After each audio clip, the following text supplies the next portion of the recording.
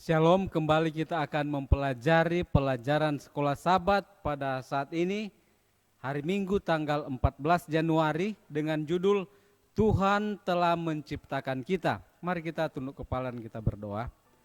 Bapa di sorga, urapi hambamu dengan kuasa Roh Kudus Tuhan supaya boleh menyampaikan kebenaran firman Tuhan lewat pelajaran sekolah Sabat. Ampun dosa kami, dalam nama Yesus Juru Selamat kami, amin.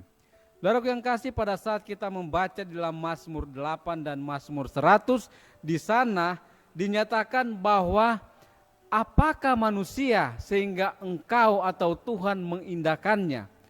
Dan dinyatakan dalam Mazmur pasal 100 dikatakan bahwa kita harus menyembah Tuhan, bermazmur baginya karena Tuhan yang telah menciptakan kita.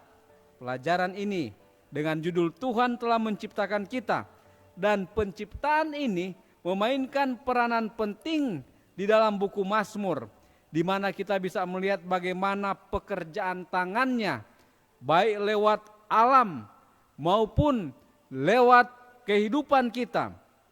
Saudara-saudaraku yang kasih, Tuhan Dia berkuasa atas seluruh bumi, dan Dia yang menciptakan segala sesuatu tidak berawal dan tidak berakhir. Banyak dalam buku Mazmur, di dalam Mazmur 93 ayat 2, Mazmur 102 ayat 26 sampai 28. Dan Dia adalah kekal, lebih tinggi dari Allah bangsa-bangsa. Dan dinyatakan bahwa Allah-Allah atau ilah bangsa-bangsa mereka bukan pencipta.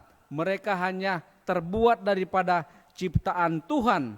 Dan kemudian dinyatakan bahwa berhala dia tidak mempunyai tangan. Dia mempunyai tangan tapi dia tidak bisa meraba.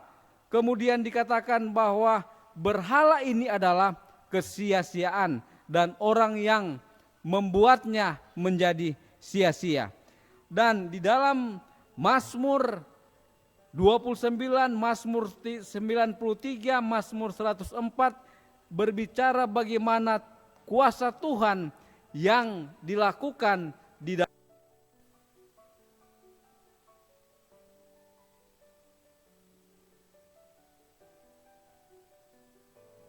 Dinyatakan bahwa domba gembalaannya di Mazmur 100 ayat yang ketiga, bahwa umatnya atau domba gembalaannya mengungkapkan keinginan Allah untuk menjalin hubungan yang erat dengan umat-umatnya. Saudaraku yang kasih, pada saat kita melihat alam ciptaan Tuhan dan kita melihat pada diri kita sendiri, bahwa Tuhan yang menciptakan kita, betapa agung rahasia daripada ibadah kita.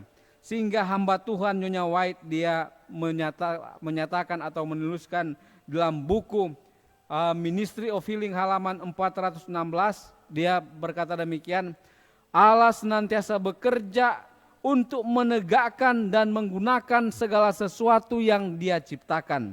Dia bekerja melalui hukum alam, dengan menggunakannya sebagai alatnya. Hukum-hukum itu tidak bekerja dengan sendirinya. Alam dalam karyanya memberikan kesaksian tentang kehadiran satu oknum yang cerdas dan agen yang aktif dari satu wujud yang bergerak dalam segala sesuatu sesuai dengan kehendaknya.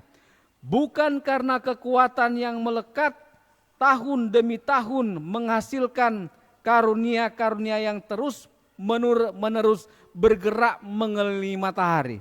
Jadi bumi dan alam seisinya yang kita diami ini itu adalah bergerak selaras dengan hukum alam mengelilingi matahari. Jadi bumi ini bukan pusat daripada tata surya, tetapi matahari itu adalah sebagai pusatnya.